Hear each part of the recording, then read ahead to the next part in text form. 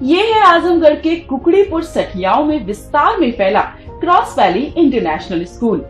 Cross valley Azamgarh में अपनी 5 अलग अलग ब्रांचेस द्वारा स्टूडेंट्स को शिक्षित कर रहा है। Cross valley school CBSE Delhi मान्यता प्राप्त स्कूलों में से एक है। क्रॉस वैली इंटरनेशनल स्कूल में क्लास नर्सरी से लेकर 12th तक के छात्रों को वेल एजुकेटेड टीचर्स द्वारा पढ़ाया जाता है, ताकि यहाँ से शिक्षा प्राप्त कर रहे स्टूडेंट्स के भविष्य के साथ कोई खिलवाड़ न हो। डायल करें 9453724198 या 9450118255।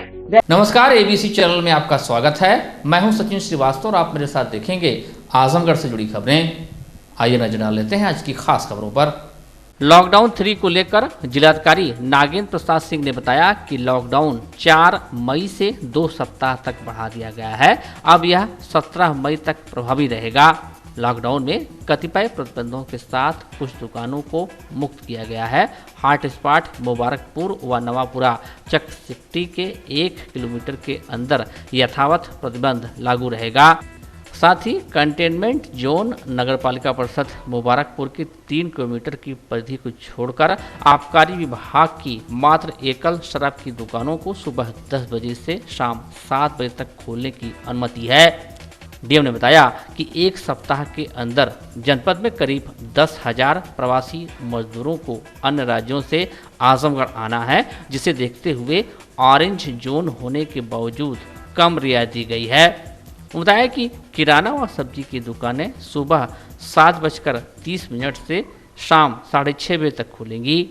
इसके अलावा कृषि उपकरण व रसायन, उर्वरक व बीज की दुकानें, किताब की दुकानें, इलेक्ट्रिक एवं electronics, mobile shop, computer shop, building material, auto parts, auto mechanic, पान की दुकानें खुलेंगी। बताया कि mall, restaurant, cinema hall, jewellery की दुकानें, जिम नहीं खुलेंगे।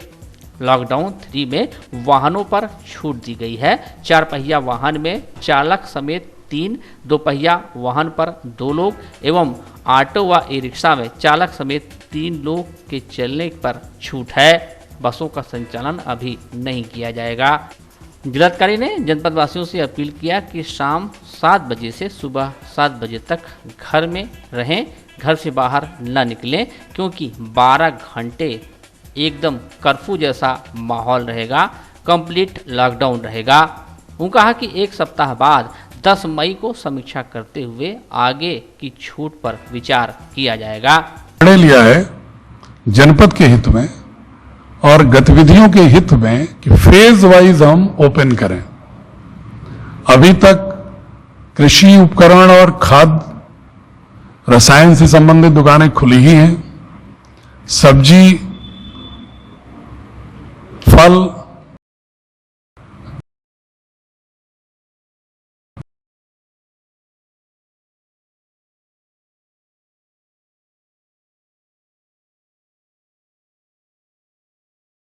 ग्रामीण क्षेत्र में भी शुरू है और नगर क्षेत्र में भी लागू हो रही है। इसलिए बिल्डिंग मटेरियल की कीमतें ना बढ़ें, इसलिए बिल्डिंग मटेरियल की सारी दुकानों को खोलने का आदेश कर दिया गया है। किताबें, इलेक्ट्रिकल फैंस, इलेक्ट्रॉनिक्स, इनकी दुकानों को भी खोलने का आदेश कर दिया गया है। प्रतिबंध हटा दिया गया है। शराब की दुकानों पर भारत सरकार और प्रदेश सरकार का ही आदेश स्पष्ट है कि 10 बजे से 7 बजे तक खुलेंगी, लेकिन चकसिकटी के 3 किलोमीटर की परिधि में, कंटेनमेंट जोन तो 1 किलोमीटर है, लेकिन 3 किलोमीटर की परिधि में हमने प्रतिबंधित रखा है दुकान को। बार नहीं खुलेंगे, एकल दुकानें ही खुलेंगी। पान की दुकान भी खुलेगी, लेकिन मदिरा पान और पान खाना दोनों ही सार्वजनिक स्थानों पर नहीं होगा, क्योंकि थूकना प्रतिबंधित है, दंडनीय अपराध होगा।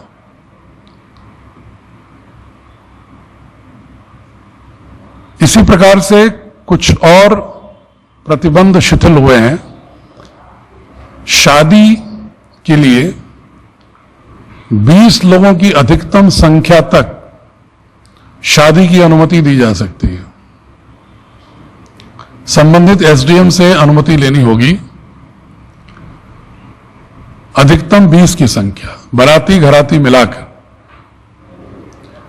और यदि कोई दूसरे जनपद में बारात लेके जा रहा है तो उसे दिखाना होगा कि जा रहा है वहां पर संबंधित एसडीएम का परमिशन है, और यहां से वाहन का परमिशन, 2 वाहन का 1+2 की अनुमति ही मात्र मिलेगी।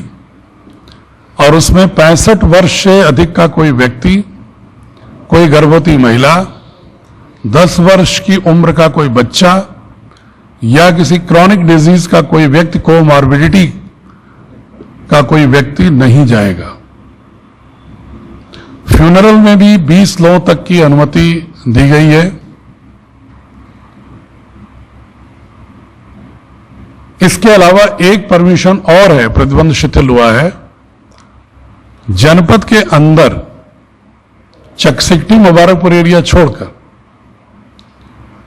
4 पहिया निजी वाहन से कोई भी व्यक्ति बिना परमिशन के 1+2 पर अपने निजी कार्य से जा सकता है, और दोपहिया वाहन पर भी 1+1 पर जा सकता है। लेकिन जनपद के बाहर जाना होगा तो उसे परमिशन लेना होगा, जैसे पहले से परमिशन की व्यवस्था थी। बहुत सारे ऐसे दुकानदार हैं जो दुकानें अभी ग्रामीण क्षेत्र में खोली जा सकती थी गाइडलाइन के अनुसार, लेकिन हम नहीं खोल रहे हैं। उसके पीछे मेरा करबद्ध निवेदन यही है कि जो अत्यावश्यक दुकानें हैं वही अभी 1 हफ्ते और खोली जाएं। शेष दुकानों को, जब ये प्रवासी मजदूर ट्रेन से, बसों से जो आ रहे हैं आपके जनपद में, इनका सबका स्वास्थ्य परीक्षण हो जाए, ये अपने होम क्वारंटाइन तक पहुंच जाएं, इसके बाद शेष 10 तारीख को रिव्यू करके फिर उसके बाद करेंगे। मैं ध्यान सुन लीजिएगा आप लोग। मैं जनपद वासियों से एक अनुरोध भी करूंगा कि आप लोगों के संयम संकल्प के कारण स्वास्थ्य विभाग के और अन्य विभागों के प्रयास को लेकर आज स्थिति, आज की तारीख में ऐसी है कि जितने भी केसेस आइडेंटिफाई हुए थे 8, उसमें से 4 डिस्चार्ज हो गए, और जो शेष 4 हैं उनके भी सेकेंड सैंपल नेगेटिव हैं, और थर्ड सैंपल जा चुका है। रिजल्ट आते वो भी डिस्चार्ज होंगे।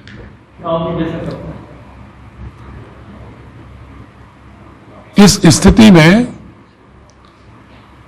आपको, जिला आपका ऑरेंज जोन में है, अगर 21 दिन तक कोई भी संक्रमण नहीं आएगा, 22 अप्रैल से लेकर 21 दिन अर्थात 13 मई तक, अगर 13 मई तक कोई अन्य प्रकरण नहीं आता है तो जिला ग्रीन में चला जाएगा, चकसिकटी और मुबारकपुर भी। शहर में भी प्रधानमंत्री शहरी आवास या कोई निजी आवास का निर्माण लेस देन 5 मजदूर के साथ शुरू कर सकता है। 5 मजदूर से ज्यादा अगर कोई कार्रवाई शहर में करता है तो उसे C2 कंस्ट्रक्शन अलाउड है, अर्थात उस साइट पर ही मजदूर रहने चाहिए एक ही जगह। अगर एक ही जगह पर मजदूर रहें, साइट के अंदर हों या ऐसी जगहों पर हों जहां से साइट पर ले आएं और वापस ले जाएं, शहरों में भी निर्माण शुरू कर सकते हैं। औद्योगिक कार्य वर्क प्लेस के अंदर शहरी क्षेत्र में शुरू हो सकते हैं और ग्रामीण क्षेत्र में समस्त औद्योगिक गतिविधियां शुरू हो सकती हैं। मैन्युफैक्चरिंग की औद्योगिक क्षेत्र में जो भी गतिविधियां हैं वो प्रारंभ हो सकती हैं। सब में यह निर्देश जरूर पालन करना होगा कि मास्क लगाएं, सोशल डिस्टेंसिंग का पालन करें, सफाई का ध्यान रखें, हैंड वॉश का ध्यान रखें, और उनके घरों में जो प्रवासी मजदूर आए या पड़ोस में आए वो होम क्वारंटाइन वास्तव में हो, इसका गांव स्तर की निगरानी समितियां उसका ध्यान रखें। 1+2 के आधार पर चल सकती हैं। ड्राइवर +2 इसके आधार पर चल सकती हैं चकसिकटी मुबारकपुर के अलावा। इंटर बसों के चलने का 50% क्षमता के साथ ग्रीन जोन में 50% फैसिलिटी के साथ चलने की सुविधा के लिए आदेश सुझाव है। चूंकि हमारा जनपद ऑरेंज में है, इसलिए हम अभी बसों के संचालन पर नहीं कर सकते। यद्यपि एक प्रावधान है कि यदि एक क्षेत्र विशेष में संक्रमण हो, जनपद के बाह्य हिस्से में अगर 21 दिन तक न आया हो, जिला कलेक्टर विचार कर सकता है। लेकिन इन्हीं प्रवासी मजदूरों के आगमन की संख्या को देखते हुए, जो ईस्टर्न यूपी के जिलों में ज्यादा हो सकती है, इसलिए अभी हम उस पहलुओं पर विचार एक सप्ताह बाद ही करेंगे। लॉकडाउन 3 को लेकर आजमगढ़ में कुछ शर्तों के साथ व्यापारिक प्रतिष्ठान खोलने की अनुमति दी गई है। शराब की दुकानें भी खुलेंगी। दुकानें शाम 6:30 बजे तक खुली रहेंगी। ऐसे में लॉकडाउन का कड़ाई से अनुपालन कराना पुलिस के समक्ष कड़ी चुनौती है। पुलिस अधीक्षक त्रिवेणी सिंह का कहना है कि जिन दुकानों को खोलने की अनुमति दी गई है वह सुबह 7 बजे से शाम 6:30 बजे तक खुलेंगी। इन दुकानों पर मास्क पहनना और सोशल डिस्टेंसिंग का कड़ाई से पालन कराना सुनिश्चित किया जाएगा। सड़कों पर 65 वर्ष के बुजुर्ग, 10 साल तक के बच्चों व गर्भवती महिलाओं को आने की अनुमति नहीं है। शाम 7 बजे से सुबह 7 बजे तक कंप्लीट लॉकडाउन रहेगा। इस समय किसी को घर से निकलने की इजाज़त नहीं दी गई है। मुख्य रूप से यह है कि कोई भी होटल, कोई भी ढाबा शहरी क्षेत्र में जो हाईवे को छोड़ करके कोई भी इस तरह की दुकानें, चाय पकौड़ी की दुकानें, ये पूर्णतः प्रतिबंधित है। इसको नहीं खोलना है। मॉल्स नहीं खोले जाने, जो बड़े बड़े मॉल्स हैं वो नहीं खोले जाएंगे। अन्य दुकानें खुली जाएंगी, लेकिन लॉकडाउन हमारा यथावत रहेगा। अनावश्यक रूप से कोई निकलेगा नहीं। उसको इस बात को प्रमाणित करना होगा कि वो आवश्यक चीज़ों की खरीदारी के लिए निकला है, नंबर 1। नंबर 2, आपको कोई स्वास्थ्य संबंधी समस्या को लेकर के निकलना है। लॉकडाउन यथावत है। मैंने पुलिसकर्मियों को निर्देश दे दिए हैं कि दुकानों पे सोशल डिस्टेंसिंग का बाकायदे पालन किया है। 1-1 मीटर की दूरी पे ही लोग खड़े रहेंगे दुकानों के सामने। या हॉस्पिटल हो, या ग्रोसरी की दुकान हो, या लैब टेस्टिंग हो, इस तरह की दुकानों के सामने सोशल डिस्टेंसिंग प्लस हर आदमी मास्क लगाएगा। मास्क लगाने में, सोशल डिस्टेंसिंग में, इसमें किसी तरह की कोई ढील नहीं है। लॉकडाउन जो पहले था वो लॉकडाउन वैसे ही रहेगा। कुछ दुकानें अतिरिक्त रूप से खोली गई हैं, जैसे देहात क्षेत्र की दुकानें, जो जरूरी चीज़ें हैं वो खोला गया है। शहरी दुकान खोलने का है। हाँ, ये शराब की दुकानें भी 10 बजे से, ये खोलने के 10 से लेकर के 7 बजे तक खोलने के निर्देश हैं। दिन में जो वृद्ध लोग हैं, जिनको किसी तरह की कोई दिक्कत है, या 10 साल से कम की बच्ची है, या गर्भवती महिला है, इस पे पूर्णतः प्रतिबंध है। और शाम को 7 बजे से लेकर के सुबह 7 बजे तक कंप्लीट लॉकडाउन है। किसी को निकलने की, ना कोई दुकान, ना किसी चीज़ को खुलने की कोई इजाज़त नहीं है। मंडल मुख्यालय पर L3 हॉस्पिटल स्थापित किए जाने के संदर्भ में मंडलायुक्त कनक त्रिपाठी की अध्यक्षता में यह बैठक उनके कार्यालय कक्ष में संपन्न हुई।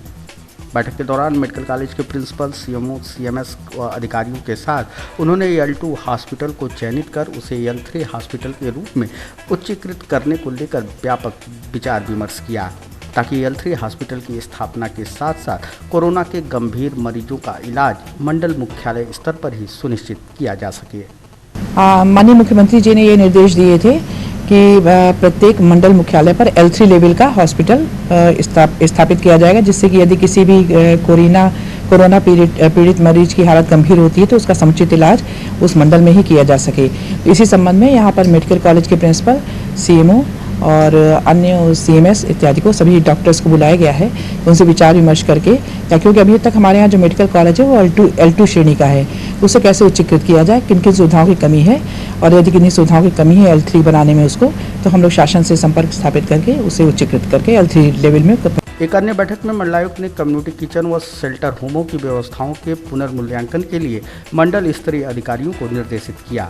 उन्हें निर्देश दिए कि कम्युनिटी किचन व शेल्टर होमों का निरीक्षण कर वहां की कमियों का चिन्हांकन करें ताकि समस्याओं का तत्काल निराकरण सुनिश्चित किया जा सके। इसी बैठक हम लोगों ने बुलाई है कि जो कम्युनिटी किचन हैं और जो भी शेल्टर होम बनाए गए हैं, जो कामगार मजदूरों के आने पर जिन्हें यदि कोई संदिग्ध पाया जाता है वहाँ ठहराया जाएगा, तो उसकी व्यवस्था का क्रॉस चेकिंग कराने के लिए मैंने मंडल लेवल अधिकारियों को बुलाया है, जिससे उनकी ड्यूटी लगाई जाएगी कि सभी जगह जो भी शेल्टर होम्स बनाए गए हैं और जो भी कम्युनिटी किचन है उनका लगातार चेकिंग करते रहें कि वहाँ प्रॉपर व्यवस्था है कि नहीं है। यदि कोई कमी सामने आती है तो वो रिपोर्ट करेंगे और इसके संबंध में उसका निराकरण तत्काल कराया जाएगा। बैर बढ़ाते मंदिर मस्जिद, मेल कराती मधुशाला। जी हाँ, ये अमर पंक्तियाँ इस कोरोना संकट के काल में भी अपने को सही साबित करती दिख रही हैं। करीब 1.5 महीने के लॉकडाउन के बाद सरकार ने तीसरे फेज में ग्रीन व ऑरेंज जोन में जैसे ही शराब की दुकानों को खोलने के आदेश दिए, लेने वाले लेने से पहले ही खुशी से झूम उठे। पूरे देश का आलम अब तक आपने देख सुन ही लिया होगा कि नए इकोनॉमी वॉरियर्स कैसे देर रात से ही मोर्चे पर डट गए थे। खुशी का आलम यह था कि दुकान के सामने आरती तक हुई, सीढ़ियों पर नारियल तक फोड़ा गया, और तो और दिल्ली में लाठीचार्ज भी इन इकोनॉमी वॉरियर्स को झेलना पड़ा। इनकी जगह जगह उमड़ी भीड़ देखकर कुछ लोग तो इस संशय में भी पड़ गए कि कहीं वायरस की वैक्सीन तो नहीं आ गई। फिलहाल जनपद भी इन माहौल से अछूता नहीं रहा। यहाँ भी दुकानें खुलते ही लोगों की लंबी लंबी कतार लग गई। कोई झोला लेकर लाइन में लगा दिखा तो कोई बोरा। अब 2 से 3 क्वार्टर में अर्थव्यवस्था पटरी पर आनी तय है। इन दुकानों से हाथों में बोतल लेकर निकलने वालों के चेहरे पर अलग ही खुशी दिखाई दे रही थी।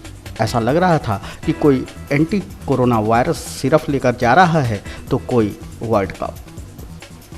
आजमगढ़ के रौनापार थाना क्षेत्र में बीते 27 अप्रैल को 11 वर्षीय नाबालिग बच्ची के साथ दुष्कर्म के मामले में आजमगढ़ पुलिस ने आरोपी सिपाही को सिद्धार्थनगर जनपद से गिरफ्तार कर लिया।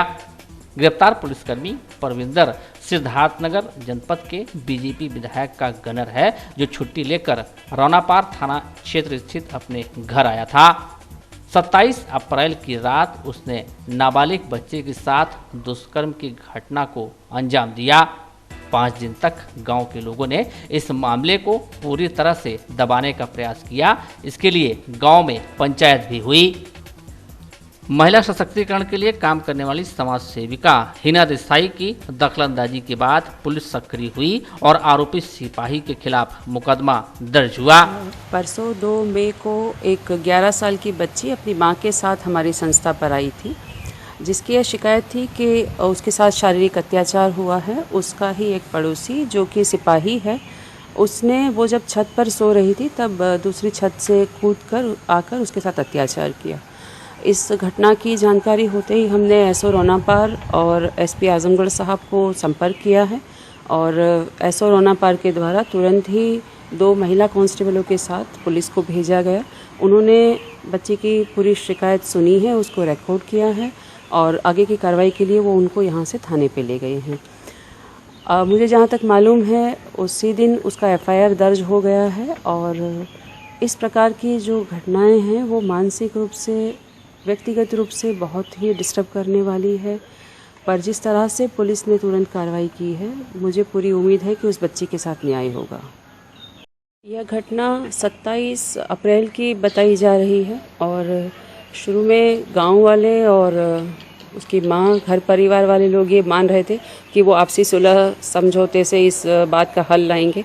व्यक्तिगत रूप से मेरा ये मानना है कि शारीरिक अत्याचारों की घटनाओं में सुलह समझौता नहीं हो सकता, ना होना चाहिए। पुलिस अधीक्षक त्रिवेणी सिंह बताया कि आरोपी सिपाही को सिद्धार्थनगर जनपद से गिरफ्तार कर लिया गया है। तारीख है, बच्ची का पड़ोसी ही है, वो सिद्धार्थनगर में सिपाही पे तैनात था। ये बच्ची 11 साल की है, उसके साथ उसने रेप किया, उसके बाद चला गया। और जैसे ही हम लोगों के संज्ञान में आई ये बात, मैंने FIR कायम करा दिया उसमें, और मेरी टीम मैंने भेज दिया था वहाँ सिद्धार्थनगर, और वहाँ से उसको जो बताया गया कि वो कांस्टेबल है, कहाँ पे तैनात है, क्या है? वो सिद्धार्थनगर में कांस्टेबल पद पे तैनात है जी। अभी गिरफ्तारी के लिए नहीं, गिरफ्तार कर लिया, हमारी टीम गिरफ्तार करके लेके वो बस पहुंचने वाली है, फिर उसको कोर्ट के सामने रखा जाएगा। कोरोना के चलते लॉकडाउन का खामियाजा गरीबों, मजदूरों के साथ साथ बेजुबान जानवरों को भी भुगतना पड़ा है। लॉकडाउन के दौरान इन बेजुबान जानवरों के भी पेट पर लात पड़ी है। भुखमरी की कगार पर पहुंचने से उन्हें रोकने के लिए तमाम संस्थाओं ने उनकी सुध ली। भारत विकास परिषद की वीरांगना शाखा भी इन बेजुबान जानवरों की प्रतिदिन भूख शांत करने में लगी रही। लॉकडाउन के प्रारंभ से ही वीरांगना शाखा की सदस्याएं शाखा की महिला संयोजिका छाया अग्रवाल के नेतृत्व में जगह जगह पहुंच बेजुबान जानवरों को चना, केला, सेब, अंगूर, मूंगफली, खीरा खिलाकर उनकी भूख मिटाने का कार्य करती आ रही हैं। शाखा की महिला संयोजिका छाया अग्रवाल ने बताया कि जब तक लॉकडाउन चलता रहेगा उनका यह प्रयास सतत जारी रहेगा। और जब से लॉकडाउन शुरू हुआ तब से हम लोग जानवरों को खाना खिलाने आते हैं। केला हो, सेब हो, अंगूर हो, चना हो, रोटी हो, मैं पर डे खिलाने आती हूँ, जिसमें हमारे साथ सोनू अग्रवाल हैं, चेतना अग्रवाल हैं, नीति अग्रवाल हैं, हम लोग पर डे आते हैं यहाँ। हाँ, जब तक लॉकडाउन रहेगी तब तक यही संकल्प लिए हैं कि जानवरों के लिए, गरीबों के लिए जितना बन पड़ेगा मैं करूँगी।